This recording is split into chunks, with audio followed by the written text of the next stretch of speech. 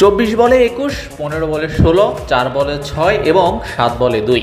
সব মিলিয়ে চলমান জিম্বাবুয়ে সিরিজে 4 ইনিংসে 45 রান। বল খেলেছেন 50টা, স্ট্রাইক রেট 90। এর আগে শ্রীলঙ্কা সিরিজে 22 বলে 20, 6 বলে 1 এবং আরেকটা ম্যাচে 50। তবে সেখানেও 6 মেরে ইনিংস শেষ করার আগে রান ছিল 37 বলে 47।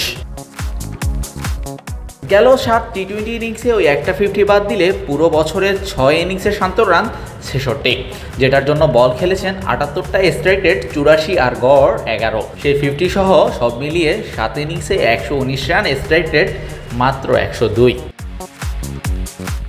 রান করতে পারছেন না, উইকেটে সেট হলেও ইনিংস বড় হচ্ছে না।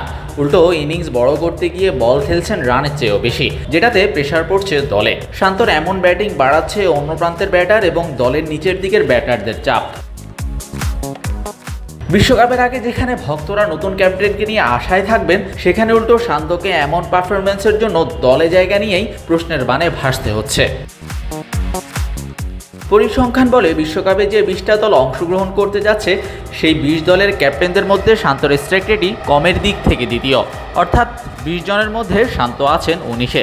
ইন্টারন্যাশনাল টি-20তে স্ট্রাইক রেট 110, চলতি বছর যেটা 102.58। জাতীয় দলে বিশেষ করে টি-20তে শান্তর এমন পারফরমেন্স দেখে একটা প্রশ্ন চলেই আসে, এই ফরম্যাটে শান্তর কাজ কি শুধুই টস আর ফিল্ডিং? শাহরিয়ার শাওন, স্পোর্টস বাংলা।